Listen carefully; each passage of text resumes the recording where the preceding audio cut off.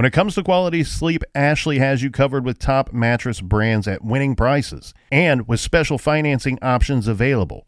You can snooze now and pay later. Plus, your mattress purchase helps give the gift of better sleep to children in need and U.S. Special Operations Forces. Visit your local Ashley store or shop online today and make every snooze count. Financing is subject to credit approval. See store or ashley.com for details. Rosetta Stone is the language learning program with a lasting impact. I've been using their app to learn French, and it's not just about memorizing words, but actually having real conversations. And it's not just French. They offer 25 languages. Right now, Rosetta Stone has an awesome holiday deal, 50% off their lifetime membership. Every language, unlimited access forever.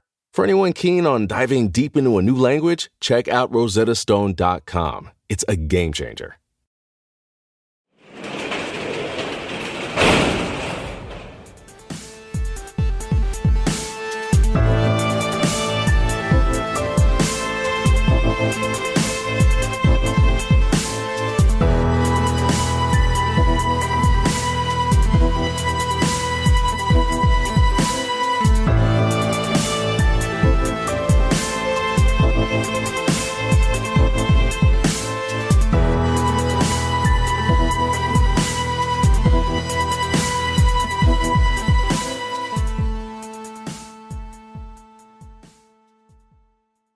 Welcome to True Crime Garage. Wherever you are, whatever you are doing, thanks for listening. I'm your host, Nick, and to my immediate right, manning the controls, barking out orders like a general, but he is not the general. He is the captain. I'm also to your immediate left. It's good to be seen, and it's good to see you. Thanks for listening, and thanks for telling a friend.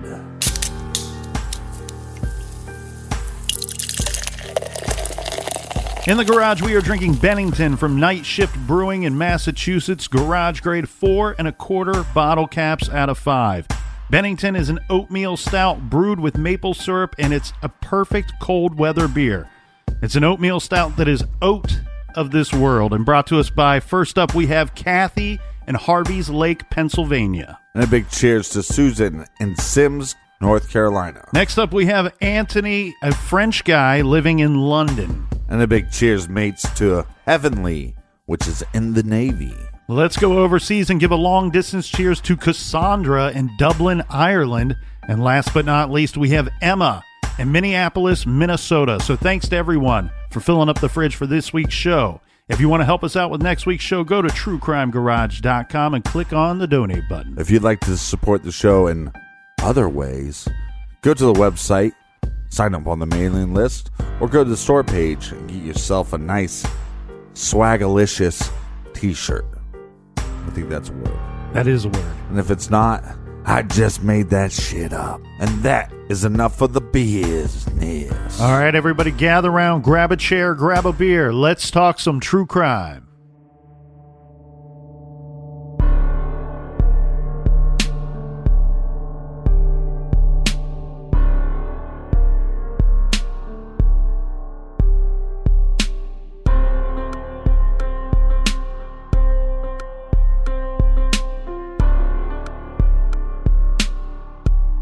Ward Weaver III, his claims of being the number one suspect, or at least being one of the top suspects in the disappearance of two young teenage girls, might be right, because at some point we know the police in Oregon City began to intensify their focus on Ward Weaver. Well, and if they didn't at first, once you make these claims on public TV, maybe that gave them the inkling that they should make him the number one suspect. Yeah, and while they were searching into all of these suspects, you know, we mentioned that at one time they said the suspect pool was as many as 30 suspects and then whittled down to 20, maybe 10, according to the FBI.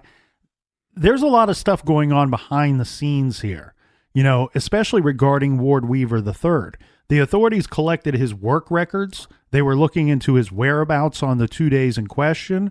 They were reviewing statements given by other people in the neighborhood, right? Asking questions to those people regarding his close ties to Ashley, one of the missing girls. And they even took search dogs out to rural spots where Ward Weaver liked to camp. Now, Weaver, who has been divorced twice by this point. He has 5 children. He was described by police as a violent man with an explosive temper, and we know that to be fact based off of his criminal past. And according to county law enforcement records, police have been dispatched to Weaver's home 10 times since November of 2000. So within a span of less than 2 years, 10 times they were called out to Ward Weaver's home. Many of these calls were domestic in nature. Yeah, they weren't just going out there to give him like the Citizen of the Year award. Right. Then in late June of 2002, 2 detectives even made a trip to Idaho to interview Rodney Weaver. Remember, this is his half-brother. Mm-hmm. Now, even though Rodney hadn't seen his brother in over a year, police wanted to speak with him. He told the police he never met Ashley or Miranda, the 2 potential victims. But he did tell investigators about the time that they went camping in rural Malala. Now, that has come up in a case that we covered before, that whole area there. This is an area that was searched by cadaver dogs regarding the investigation into Ward Weaver. Now, moving down our timeline a bit, unbeknownst to police, Rodney Weaver spoke with his brother via phone call. This is around the 1st or 2nd week of August 2002. Now, during these phone calls, Ward Weaver told his half-brother he was sick of the police following him around town. He was sick of them tapping his phone lines and sick of the town that was calling him a suspect. Now, Ward Weaver III was almost finished packing his things, according to what he told his brother, and he was planning to move out of state, possibly to Idaho, Washington State, or maybe even to Mexico. Then, in a dramatic change of events, on August 13th, 2002, Ward Weaver's oldest son, Francis Weaver, contacted 911 and reported that his father had attempted to rape Francis's 19-year-old girlfriend. Francis urged the dispatcher to send police, and before Francis hung up the phone, he told the dispatcher that his father, Ward Weaver III, told him he had murdered both Ashley and Miranda. Police arrested Ward Weaver, holding him on $1 million bond. This was just for the rape allegations of his son's girlfriend. His son Francis was being questioned regarding his statement to the dispatcher regarding the missing girls. Francis, like his father, had his own troubles with the law. In fact, in 1999, Francis Weaver shot a rifle into a truckload of teens, injuring his best friend. This was in Idaho, north of Twin Falls. He was charged with aggravated assault, a felony, and served several weeks in a juvenile detention facility. All right, so we have Francis, which is the son of Ward Weaver III. Yes, sir. So he's shooting at cars full of people. So he's a shitbag. His father's a shitbag. And we know Ward Weaver's the third's father is a shitbag. Mm-hmm. Junior. Mm-hmm. So this is a very violent family. We have generations of wildly violent men.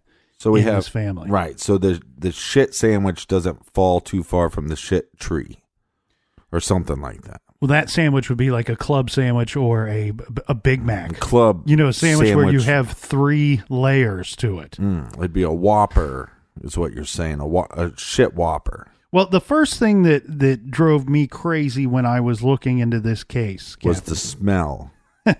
No, these allegations by Francis Weaver, right? Because you're talking about this is like months and months later after both these girls went missing. And he's saying to the 911 dispatcher, hey, my father told me that he abducted and killed those 2 girls. But when, though?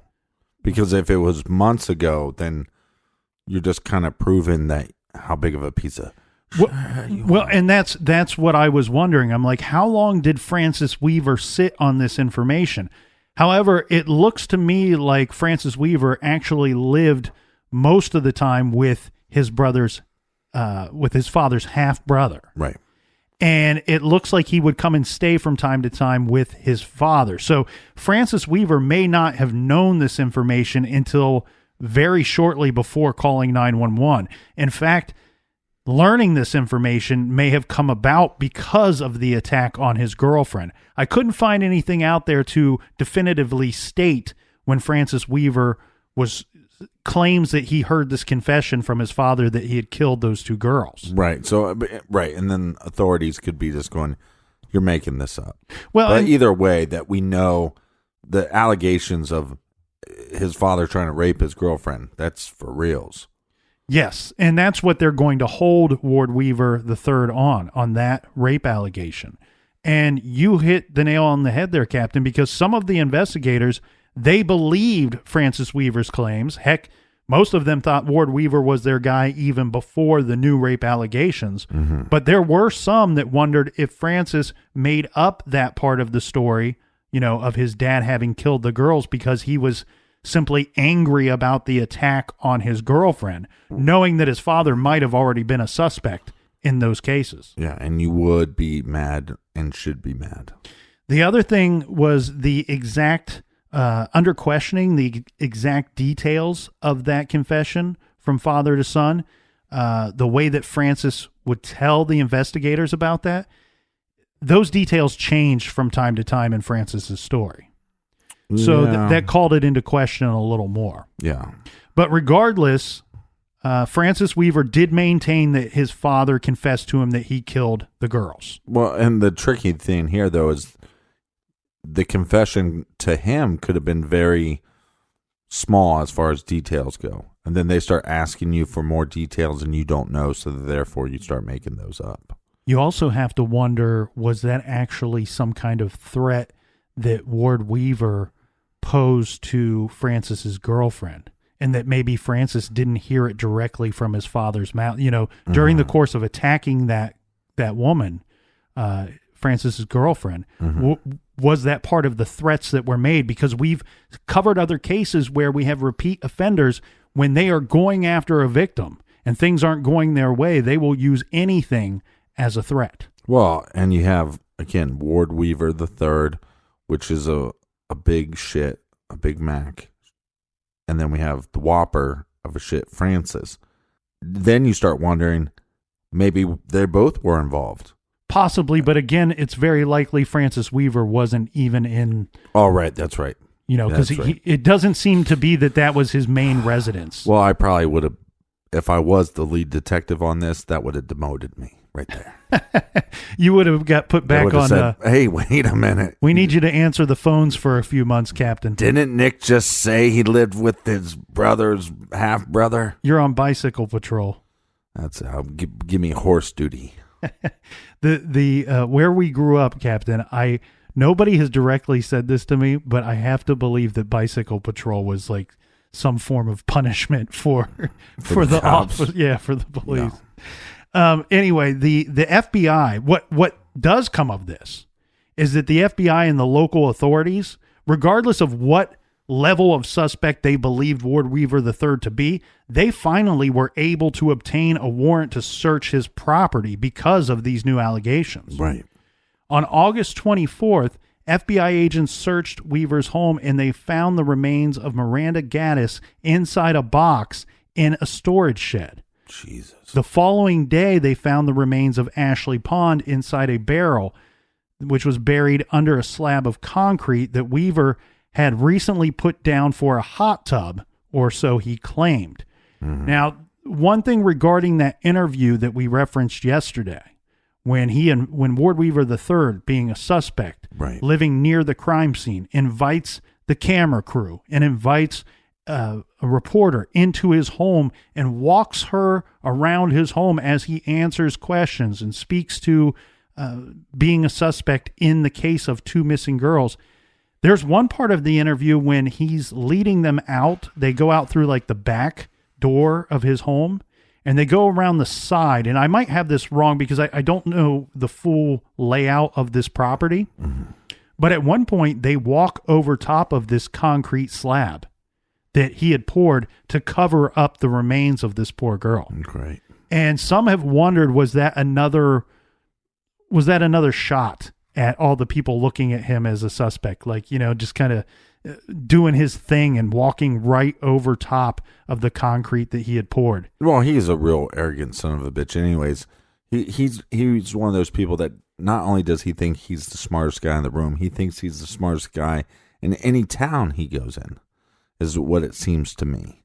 And so that would be, like you said, a shot. Hey, come in, talk to me. They say I'm the number one guy. And then, by the way, let's walk over her remains while you leave. So, well, and you know what? If what his half-brother says is true, Ward Weaver was packing up his things and getting ready to get out of town. yeah. You know, if he would have went to Mexico, who knows? I mean, I'm sure they would have searched that property or figured out a way to search that property at some point with him being gone. But would they have been able to catch up with him? Right. So on October 2nd, 2002, Ward Weaver... or catch up with him, or catch him in time before he did something else stupid. Yeah, right, exactly. On the 2nd of October, Ward Weaver was indicted on charges of 6 counts of aggravated murder, 2 counts of abuse of a corpse in the second degree, 1 count of sexual abuse in the first degree, and 1 count of attempted rape in the second degree, 1 count of attempted aggravated murder, 1 count of attempted rape in the first degree, and 1 count of sexual abuse in the first degree.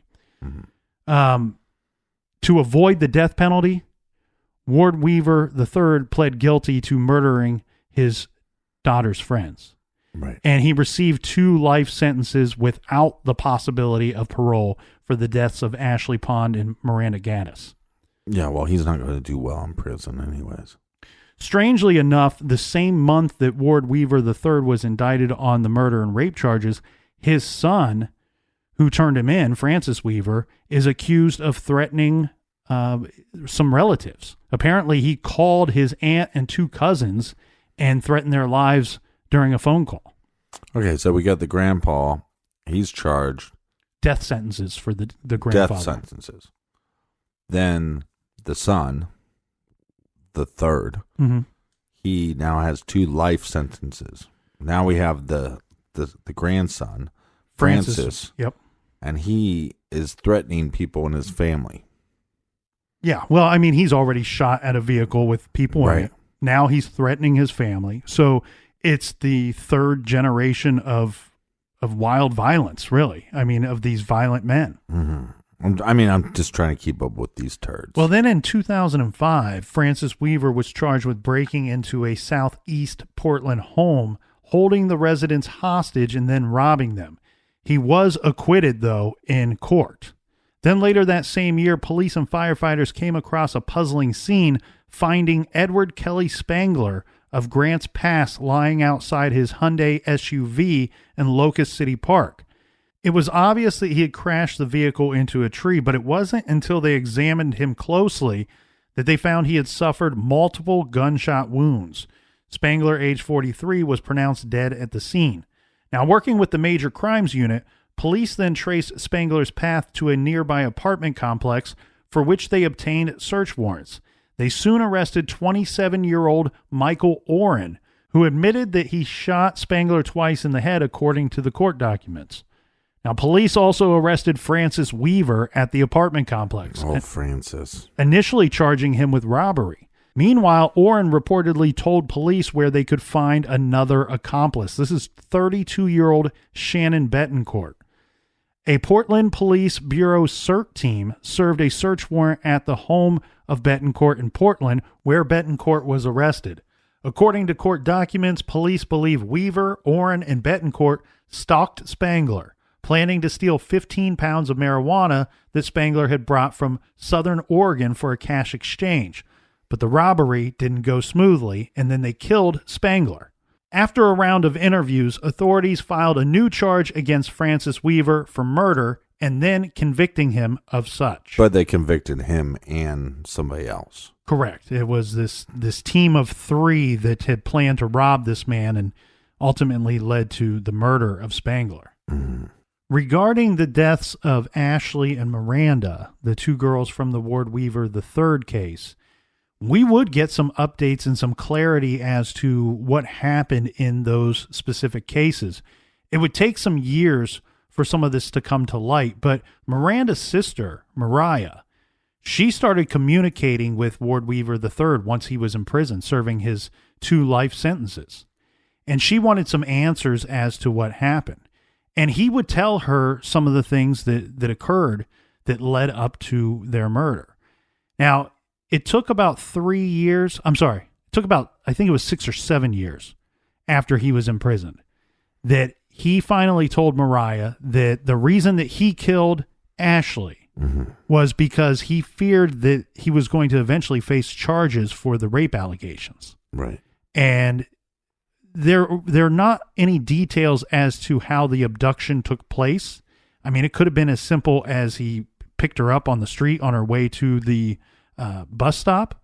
She could have shown up after the bus actually took off or before the other kids, and he could have got her there as well. But we do know that he admitted to having a motive, let's say, for killing this young girl. The other thing, though, too, is Mariah wanted to know, well, why did you kill my sister Miranda? And what Ward Weaver told her was that Miranda was near his home and saw him doing something. And I'm confused as to what it was that he was doing. His statement is simply that he was doing something. And I don't know if Mariah cleaned this up for the papers or if he didn't directly tell her what that something was. But he simply says he was in the middle of something. He was doing something. Miranda saw him and he got scared and he panicked. Unfortunately, he used basically the love and the friendship between the two girls to lure her into his home. He basically told Miranda that Ashley is inside his house, that Ashley wants to come home. Keep in mind, she was missing for 2 months by this point. That Ashley wants to come home, but she's scared. And this is what got Miranda to go over to his house and go into his home that eventually led to the murder. Well, and she could have saw him digging a hole, putting the concrete down, moving the body. I think that's probably likely what was going on because, like I said, when I saw portions of that interview with Ward Weaver, the placement of that concrete, when he walked over the concrete with the reporter, it looked to me like that was on the side of his home. And if somebody was coming up the hill, approaching the bus stop, they would have very likely seen him doing something on the side of that house. Right. And he may have thought that she saw something that she in fact did not see. Right. And then he tricks her into coming into the house. Or he's a lying piece of shit and he didn't kill Ashley to stop the rape charges. He killed her so he could rape her again, and then he decided to rape another girl and kill her as well. Well, let's think about this for a minute. Because you have about 6 months or so that go by between the time that these allegations come forward about the rape or molestation before she's abducted and killed. 6 months. So what? He just sat there scared for 6 months and did nothing about it, and all of a sudden one day decided to take action? Yeah, it doesn't make any sense. See, here's the issue here. Okay. And we see this time and time again with a lot of serial killers. And that's what we need to go ahead and label Ward Weaver III as. We know he killed 2. He very likely was going to kill Frances Weaver's girlfriend during that attack. Yeah. Something stopped that. Something prevented that from happening. But what we have here is excuses. And we see this time and time again. There's an excuse for the murder. When really the simple fact of it, you're making this up. You're making this up because there were reasons that you attacked and killed these young girls, and none of it has to do with the excuses that you've brought up and that you've told to her sister. Right? I killed Ashley to cover up the rape allegations, but I waited over 6 months. And then doesn't make a lot of logical sense. And then Miranda saw me in the middle of something, and I got scared and I panicked, jerking off on the porch. But it's in a way, it's almost like victim blaming, like blaming your eventual murder victims. That right. I had to do this because of this. Yeah, she was going to charge me with rape charges. Right. I had to kill her. It's and not, then her friend saw me, stroking it's one not out. That I'm just an evil child killer or an evil woman killer. It's I had to do it because of this. I don't buy it for a second. It might have saved him some grief or whatever when he had to talk to her sister so many years later. And you know what? Kudos to Mariah, right? Mm-hmm. Kudos to her for going and saying and demanding answers from this scumbag. Look me in the face, look me in the eye, and tell me why you killed my sister. Mm-hmm. That's not an easy thing to do. No, but also this guy's a liar, and when they said he was a suspect, he put the blame on his father. This guy is not, look, if you're one of these people that keep blaming everything, society, this, that, this is what path you might be leading down, because this is what these people do. Mm-hmm. So but he does it time and time again. So yes, it's very brave of her. Is she going to get the answers that she's looking for? No. But there's probably some truth to the idea that, yes, your sister saw me doing something. What that something is, I guess we just won't know. We don't know. But again, or does she just fit his victimology? You know what I mean? I think that's what it is. I think that's what it is too. I think these are sexually motivated murders and abductions. I think he's a rapist and a murderer. Right. And I think that is the real answer behind all of this.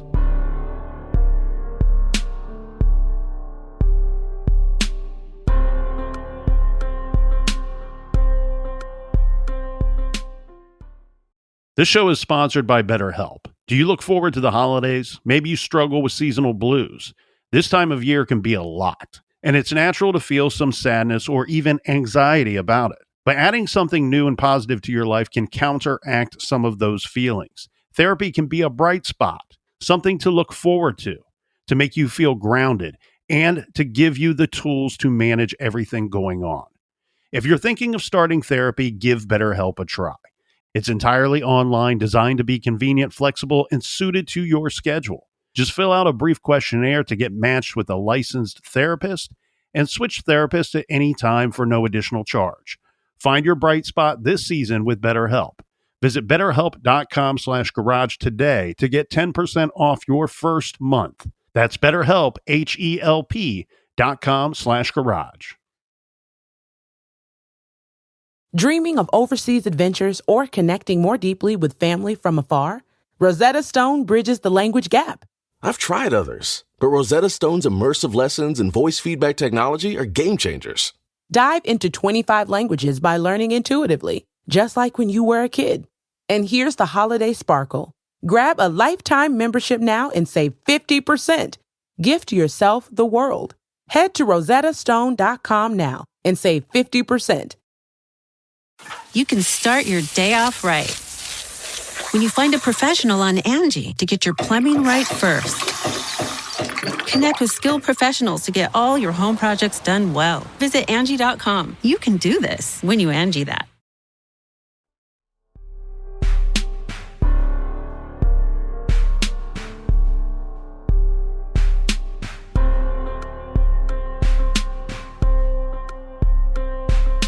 And we're back. Cheers, me mateys. Ba-boom. Babushka. This is kind of a good study, a good case study. The old question of nature versus nurture. Do these, are some people born to kill? Mm-hmm. Or are they created by their environment that they grow up in as a child or society around them? And this is one of those interesting cases where it's unlike many, many other cases out there where we have 3 generations of killers. We have Ward Weaver Jr., who was convicted and sentenced to death in California. Now, he did ultimately appeal those death sentences. I don't think he had any luck with the, overturning those. Mm-hmm. Good for us. And the thing to keep in mind here, though, is remember the statement given by the FBI later where they're like, look, this guy, he's got 2 death sentences already. He was already facing 42 years in prison before we brought those death penalty cases against him for violent crimes, for abduction and attempted murder. Right. And we have 26 unsolved homicide cases that we can track back to his trucking routes. We don't know if he was involved in those or not. Now, I'm not Well, going. he's involved in some of them. I'd place a bet on that. I think you're exactly right. Mm-hmm. I'm not going to turn all Cold Case Cameron on you and believe that he's What? responsible for all 26 of them. But look at the two crimes that we know that he did.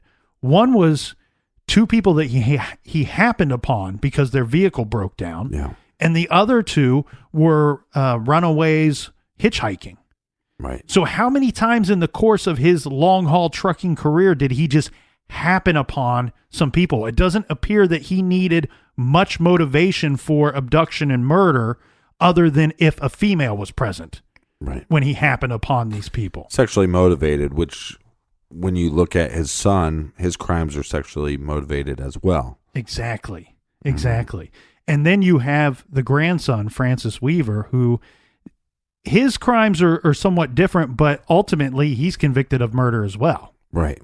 You know, his crimes are more... Doesn't seem sexually motivated, though. No, it just seems like a violent man regarding shooting into a vehicle full of kids your age and then robbing and murdering. You know, it's more of thug wannabe gangster type crimes. I if I had to give them such a title. Right. I think the issue here is if you could identify a gene that you said, okay, all serial killers or all violent offenders have this gene, then the question becomes, do you lock them up before they commit a crime because you know that they have that gene? Mm-hmm. And so it's like, because you look at it this way, when they take Dahmer in, when he was having some issues as a kid and they have him talk to like a therapist, right? Right. And the therapist does this test and comes back and say, hey, Dahmer has this gene that possibly will lead him to be a serial killer. Do you lock them up or do you let them live and to see what happens? And I think this is kind of a question that people keep posing to the true crime community. Mm-hmm. Well, yeah. Again, some have argued that it's nature. Some have argued that it's nurture. I think that there's a lot of good arguments for both stances on this. Right, but that's not the question. The question is, if you knew definitively that this guy has the serial killer gene, do you lock them up before they commit any crime? That's such a tough thing to answer because because part of you wants to say yes, of course, because then they don't commit any crimes and they're not going to kill any innocent people, and that's a good thing. But then on the other hand, you go, well, I guess if they can control themselves, then maybe we don't lock them up, and hopefully they could control themselves now that they know this information. Mm-hmm. That, hey, you have this gene. But again, with all these serial killers, I mean, all you hear all the time is about these urges. So is anybody even capable of stopping these urges? Well, and from as far as we know, most of these serial killers come from, they're not born and bred from other serial killers. You know what I mean? Like, right. This is a unique situation here where we have 3 generations of murderers. And I think I'm of the belief that a lot of things are unique and that every case is unique and every suspect is an individual and needs to be looked at as such. I don't really like throwing everybody into a big batch together and just saying, hey, they're all cookie cutter. They're all carbon copies of one another. Right. It's almost like it's hard to study them beforehand. You have to wait until the crimes happen. Does that make sense? Like, now that we're looking back on them, hindsight, we can see the development. Yeah, and I'm of the belief that it's as much of one as it is the other. I think it's a mash of the two. I don't think that there's a definitive argument for it being just one, nature or nurture. Right. It's probably a percentage, but in the case of like a Dahmer, I would go, nature versus nurture. I'd say it's probably 80-20. Mm-hmm. this guy was just born with some things wrong with him. Especially when you have a father that's trying to get you help, especially when you have a father that's so concerned about you and so concerned about how you're reacting and interacting in society. So I'd lean more towards nature there. But I think you're right. It's some kind of percentage of those two. And I believe that in this case that we discussed this week, especially with Ward Weaver III, I believe that there was a lot of signs when he was a teenager that this is a violent man with a strange sexual appetite. But the same strange sexual appetite that his father had. Correct. And the weird thing there is you could make an argument that it was a gene that was passed down between the two, because basically Ward Weaver Jr. didn't really raise Ward Weaver III. He was only around till the kid was about 4, and then he took off. But then you could also argue, people would say, well, then it can't be nurture in this specific situation. But how do we know that him not being there didn't mold Ward Weaver III in a certain way? Right. But again, even just not being there is part of it. To me, it's like with Ward Weaver III, you start going, it seems like it's more nature than nurture. Well, and a strange twist to this whole thing, after Francis Weaver was arrested and convicted of murder, well, as we know, most states that have felony convictions, they then take your DNA. Well, when they took his DNA, they learned that he was, in fact, not the biological son of Ward Weaver III. You are not the father. Again, not the father. Yeah. Maury would be so proud of us. You know what's wild is if you look at a picture of Weaver Jr., Weaver III, and Francis Weaver. So Jr. and the third look a lot alike. Like you can easily look at the two of them and go, okay, that's father and son. If you look at Francis Weaver, I don't think he looks anything like, he didn't look anything like Ward Weaver III. Yeah. Well, you wonder if he knew. The son, Francis, or if Weaver III knew? If Weaver III knew. I'm assuming that the son didn't know. It's interesting that you bring that up because remember, Weaver III attacked his wife when she was pregnant with their firstborn. Yeah. Remember, he sent her to the hospital and she refused to press charges against him. We don't often get to do this, but we will get to this week. And what I like in this next part too, when you watch you ever watch the Sunday evening news, like the national news? And look, if you're not in a good space, don't watch the national news because it's just bad after tragic story.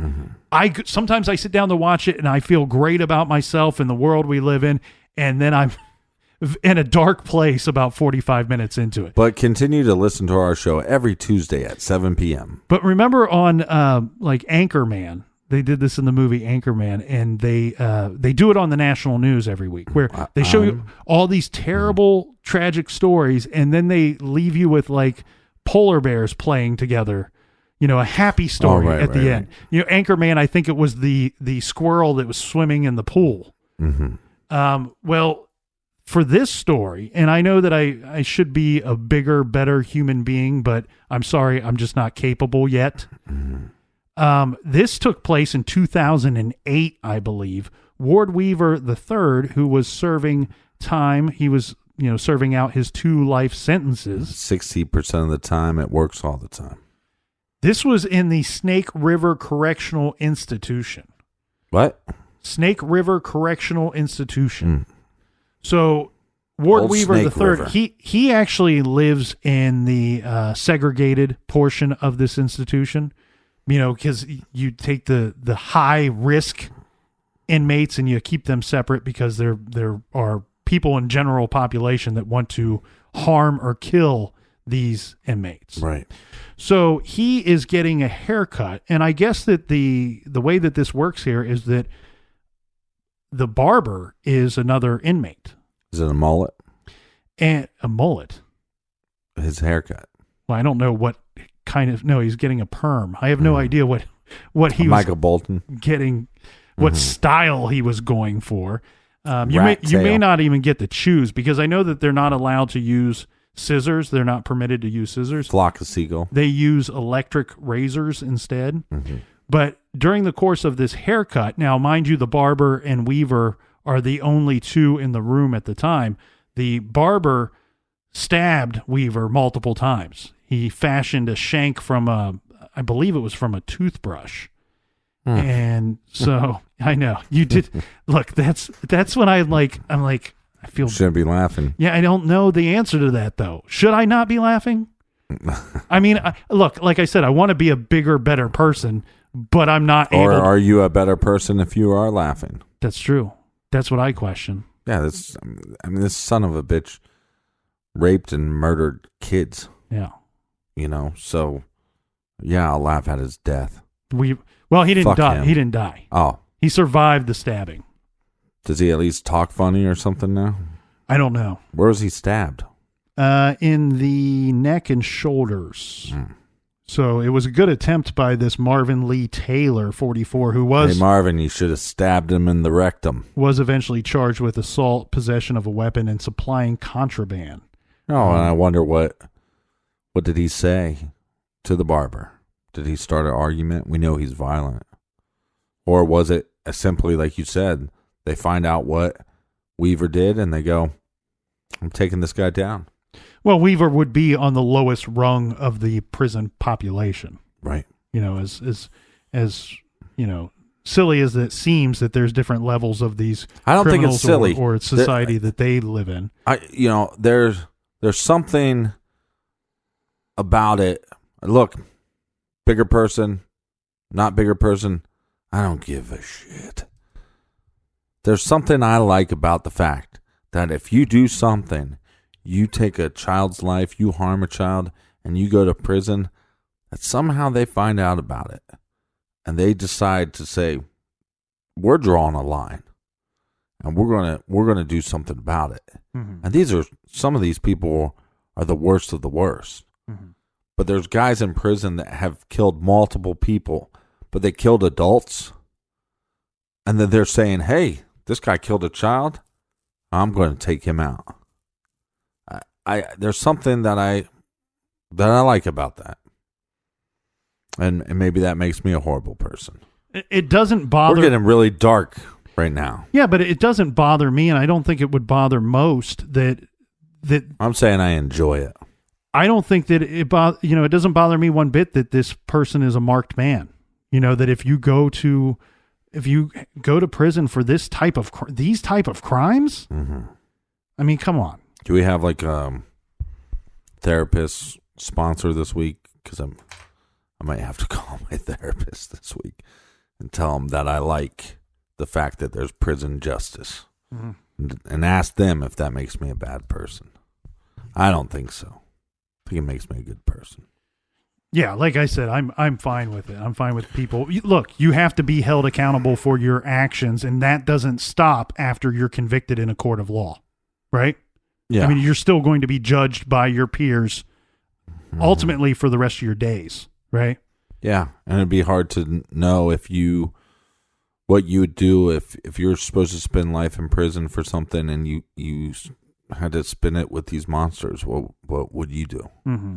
So it's tough. But with this gene, it's like I think maybe technology will advance more. We'll know more about this kind of stuff. Mm-hmm. But I don't know if it's like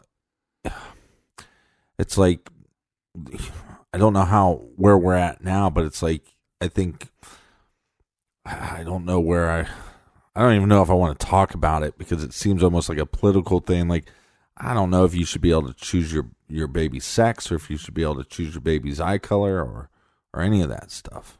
Well, the idea of it's interesting. The idea of a possible murder gene is interesting to ponder that thought and to question that.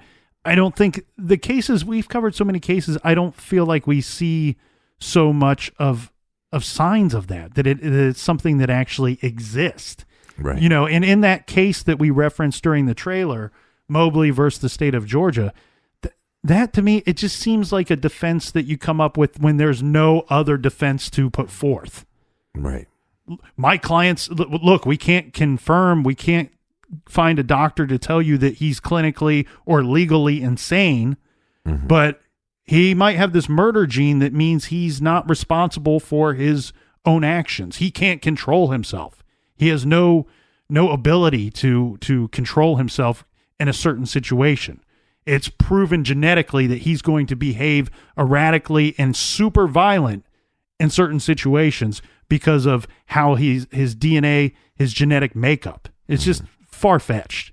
It's far-fetched. And if there was a murder gene, but the different kind of gene, do you think they would sell those at like Hot Topics or like Abercrombie and Fitch? What do you think murder jeans would look like? Murder skinny jeans? Maybe they would be skinny jeans. I think they would look like skinny jeans, but the design would be like Zumbas. I get angry in skinny jeans because I can't sit down. A humble brag. No, it's a humble brag that I can't sit down. Because your junk is too big. That's not what I meant. Well, that's why I was going with the humble brag. But what we can agree on here, Captain, is we both feel that it is a combination of nature and nurture that molds these people into this violent behavior later in their life. And what is interesting, though, is that we will continue to study this. Right. And we will continue to learn from this. Unfortunately, true crime is a part of our history. And if we choose to ignore it, we fail to learn from it. Well, and also remember that if it is a combination of nature and nurture, that we're a part of the nurture as a society. So be excellent to each other.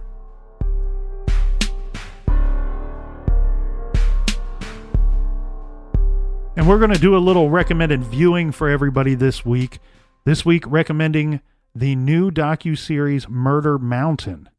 It is director, very good friend of the show, Joshua Zeman, one of his new projects. This is on Netflix, so you don't have to rush out and buy a book or anything like that. You can just watch it on Netflix and enjoy it. I'm about halfway through the docuseries right now. How is it? It's very good. And, and Joshua always does good stuff, Yeah. And we had him on the show, what was it, about 2 years ago to discuss the Killing Season docuseries that he did on A&E. Which was really good. Fantastic. And that kind of centered around the Long Island serial killer case, which we've covered multiple times. And we've even discussed off mic of getting back into that case because it's been such a big one for us in the first couple seasons of True Crime Garage. But Murder Mountain, it's about Humboldt County, California. The big business of legal marijuana brings in visitors from all around the world, and some are never seen again. So check out Murder Mountain by our good friend Joshua Zeman on Netflix. Sounds good. I'll check it out this weekend. And everybody, thanks so much for supporting the show. Thanks for sharing on social media. Thanks for telling your friends. Thanks for telling your mothers. Until next week, everybody, be good, be kind, don't litter.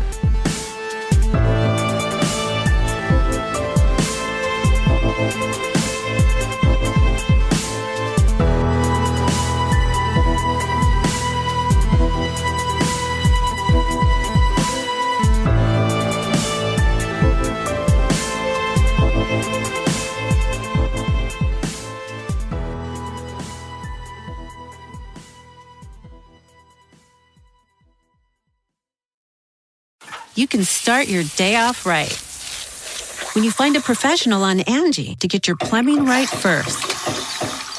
Connect with skilled professionals to get all your home projects done well. Visit Angie.com. You can do this when you Angie that.